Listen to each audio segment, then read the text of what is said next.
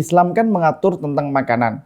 Semisal kita mengkonsumsi minuman alkohol, mabok nih. Bener gak sih kita tidak diterima sholatnya selama 40 hari? Takut sampai Allah nggak suka ataupun Allah nggak mau ketemu kita. Sebenarnya bener tau nggak sih? Bukan Allah itu nggak mau sama teman-teman semuanya. Tapi kalian lagi di fase yang dibiarin sama Allah. Maka dia ketika sudah dikasih sama Allah buka pintu kenikmatan, sampai dia bahagia, terakhir akhadnahum baghtah, akan Allah berikan bencana yang tiba-tiba buruk.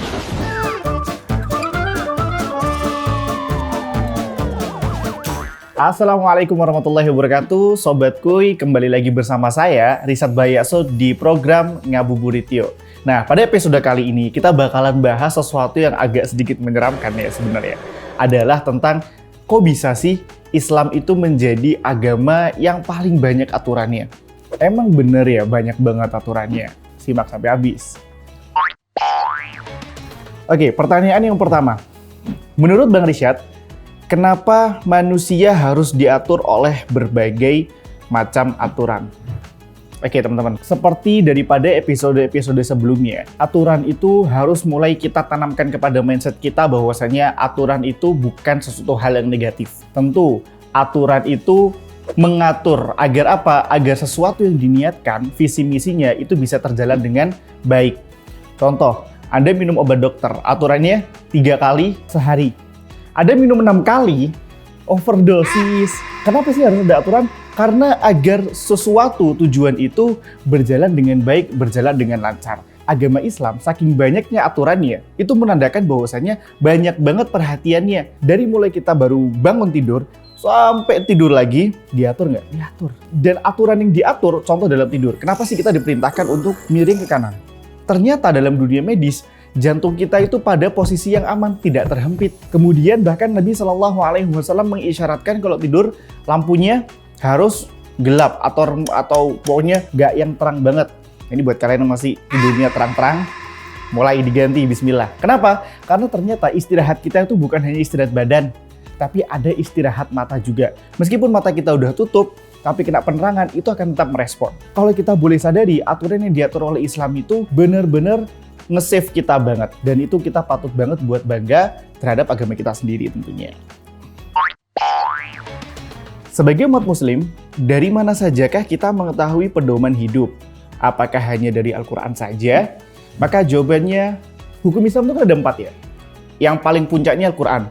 Kemudian yang kedua ada sunnah. Apa sih Bang sunnah? Sunnah itu adalah apa-apa saja yang dilakukan oleh Nabi.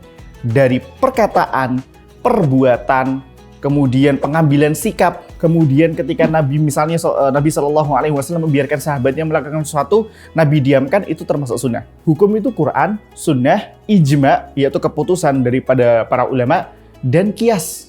Kias itu adalah mengkiaskan. Bahasa Indonesia nih, mengkiaskan. Jadi hukum ini kalau sekarang nggak ada, dikiaskan dengan sesuatu yang sama pada zaman dulu. Maka hukum kita ada 4. Maka semisal teman-teman tidak mendapatkan tidak mendapatkan suatu penjelasan hukum dari Al-Quran, maka teman-teman turun ke sunnah Nabi, penjelasan para sahabat Nabi. Oh nggak ketemu nih, turun lagi ke ijma, keputusan para ulama, entah ulama salafus saleh atau ulama-ulama kontemporer pada saat ini. Atau teman-teman juga semisal tidak menemukan dia dengan hukum kias, mengkiaskan, oh kenapa ini nggak boleh, kenapa ini nggak boleh, dan lain sebagainya. Kayak gitu. Kenapa ya Bang? Banyak perbedaan pendapat dalam ajaran Islam menurut ulama. Lalu baiknya kita ikutin yang mana ya Bang? Yang terjadi di kita itu sebenarnya perbedaan pendapat ulama itu dalam urusan fikih biasanya. Dalam perkara-perkara muamalah harian. Kehidupan kita dalam urusan fikih. Nah, bagaimana cara mengatasi perbedaan pendapat? Tentu, fikih itu adalah ilmu wasi', ilmu yang luas banget. Di Indonesia, kita punya 4 madhab. Dan sebenarnya tidak hanya di Indonesia saja, ini dipakai juga di mana-mana. Ulama kita yang 4 madhab, Imam Syafi'i, Imam Hanafi, Imam Hambali, Imam Maliki, mereka memiliki metodologi. Jadi madhab itu adalah metodologi dalam beragama, sesuai dengan pemahamannya imam-imam yang 4. Dan mereka semua ini, para ulama ini adalah ulama yang lurus. Maka perbedaan itu pasti berbeda. Contoh, Imam Syafi'i. kalau kita sholat itu kita harus bersedekap, tangannya harus kayak kita sholat biasa. Tapi Imam Malik enggak. Imam Malik itu tangannya enggak bersedekap, biasa. Jadi kayak orang baru mau sholat, nah itu Imam Malik. Nah kalau kita nggak ngerti tentang ilmu tersebut, kita nggak boleh ketika ngelihat ada orang kayak gitu, wah sesat nih, ente yang sesatnya. Nggak boleh, karena apa? Ada pendapat yang lain. Ya gitu, kita nggak boleh kemudian dengan gampang menyalahkan, dengan gampang, oh ini salah, enggak. Karena perbedaan pendapat di kalangan ulama itu adalah rahmah. Al-ikhtilafu bainal ulama rahmah. Perbedaan pendapat di kalangan para ulama itu adalah hal yang wajar dan yang rahmat. Jadi kita kalau emang nggak tahu, ini pentingnya banget buat berguru. Teman-teman harus cari guru. Ketika bingung, tanyain pada gurunya. Tanyain kepada pak kiainya yang ada di rumah yang pernah ngajarin teman-teman semuanya. That's it. Islam kan mengatur tentang makanan. Semisal kita mengkonsumsi minuman alkohol, mabok nih. Bener gak sih kita tidak diterima sholatnya selama 40 hari? Betul atau tidak? Bedil. Emang bedil banget gitu.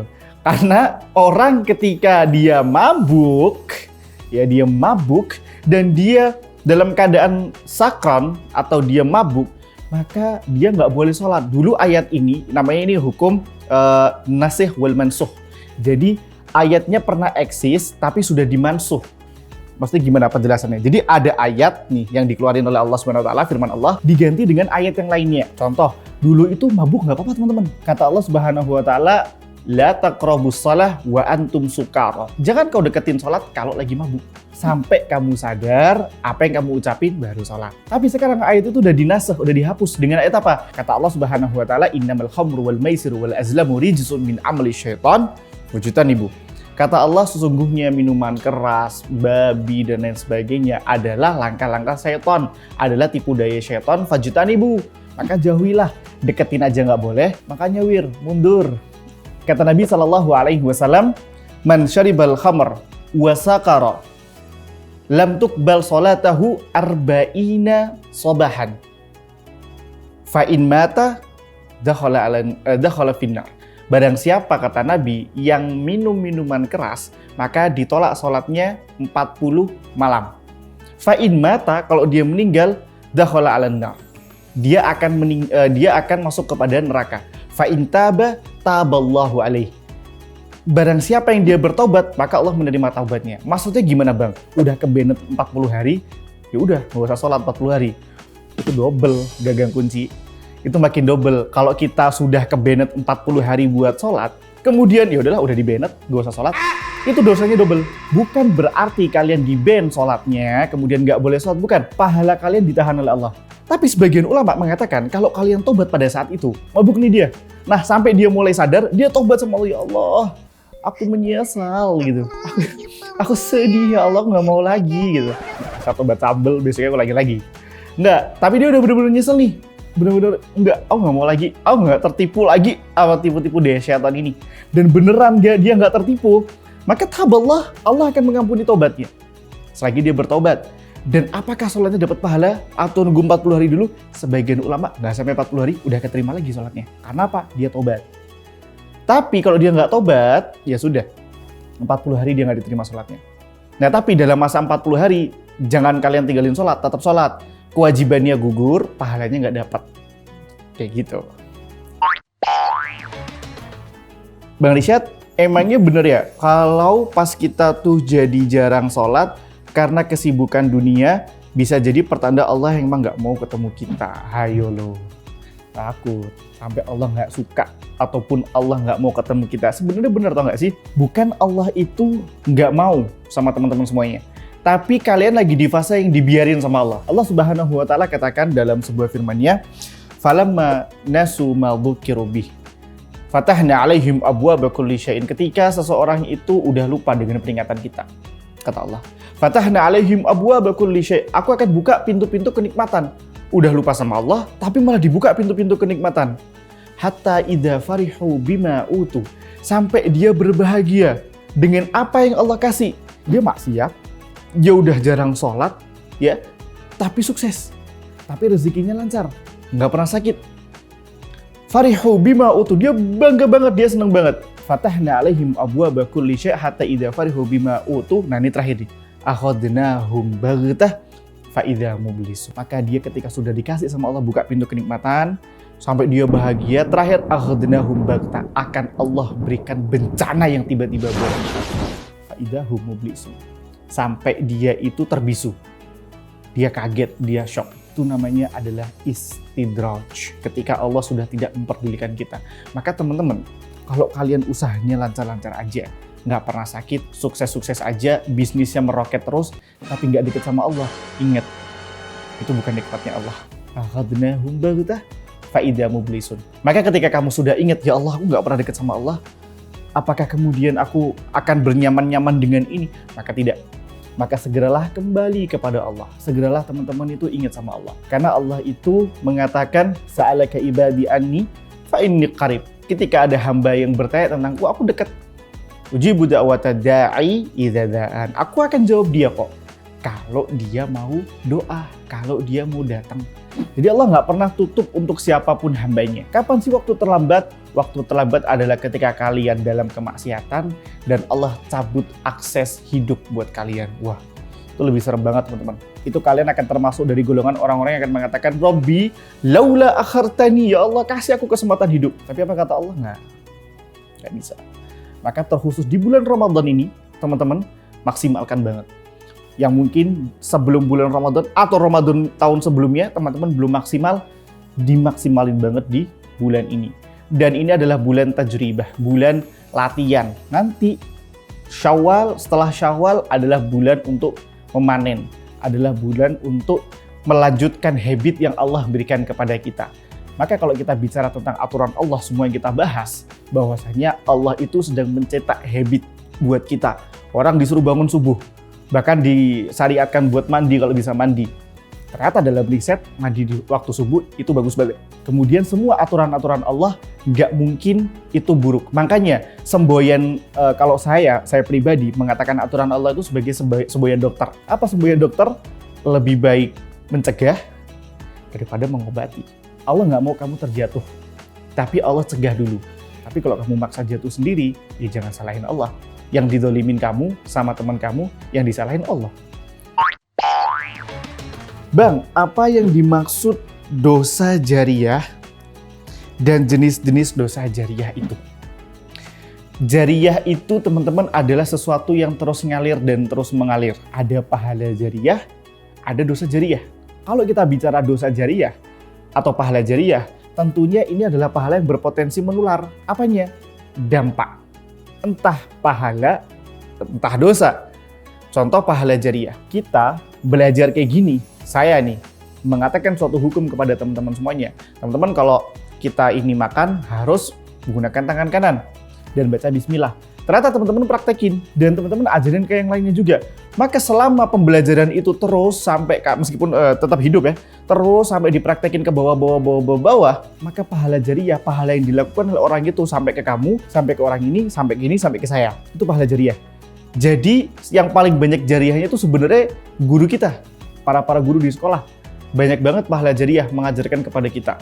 Nah, tapi yang paling serem adalah counternya. Apa? Dosa jariyah. Dosa yang akan terus mengalir. Apa contohnya? Ketika kalian mengajarkan keburukan kepada teman kalian, diikuti oleh dia, diteruskan kepada temennya, makin di-forward ke grup WA.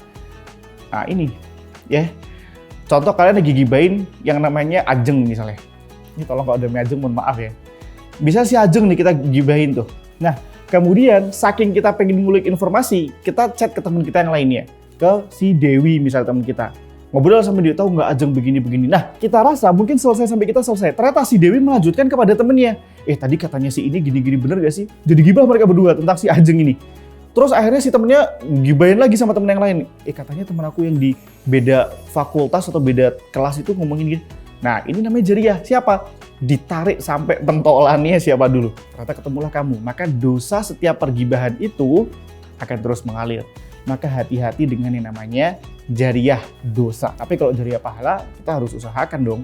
Kita nggak boleh sampai, apalagi Ramadan ini, kita berbagi makan di buka puasa bersama teman-teman, bersama yang lainnya, maka pahala jariyahnya terus. Jadi, kita manfaatkan. Kita pengen pahala jariyah, atau dosa jariah. Nah, teman-teman, segitu aja tentang pembahasan kita kali ini. Kenapa sih Islam itu banyak aturan? Intinya, mari kita tanamkan perspektif ataupun stigma positif tentang kenapa sih Allah ngasih aturan kepada kita. Ingat semboyan kita tadi apa? Sama dengan semboyan dokter. Mencegah itu lebih baik daripada mengobati. Allah nggak mau kita terlalu jauh dan sampai jatuh, makanya Allah cegah dengan itu. Kita aja yang nggak peka. Nah, buat teman-teman yang mungkin memiliki referensi baru, memiliki pendapat yang berbeda, tentu silahkan langsung aja tulis di kolom komentar. Semoga itu juga bisa menjadi ilmu baru juga buat kita semuanya. Buat teman-teman jangan lupa seperti biasa dan selalu akan biasa, like, komen, share, subscribe, dan juga aktifin loncengnya biar teman-teman dapat update terbaru dari program Ngabuburit Yuk, tentunya masih bersama saya, Rizad Bayasud. Dan juga jangan lupa pantengin Instagramnya Binus TV karena bakalan ada kuis dan hadiah menarik yang sampai episode kali ini saya selalu berdoa kamu yang bakal dapetin hadiahnya. Jadi tunggu apa lagi? Semoga bermanfaat. Barakallahu fikum. Assalamualaikum warahmatullahi wabarakatuh. Apa saja akibat yang mungkin terjadi kalau kita sulit memaafkan ya Bang? Saya nggak ngerti sesakit apa orang yang menanyakan ini. Aku nggak mau ngerepotin Allah. Aku balas sendiri. Kalian tahu nggak sih kalau orang yang berbuat jahat kepada kita itu ada timbal baliknya, yang menjanjikan bukan seorang Rizad, tapi yang menjanjikan adalah Allah. Dan wa wa'dallahi haq. Allah itu adalah sebaik-baik penepatan janjinya.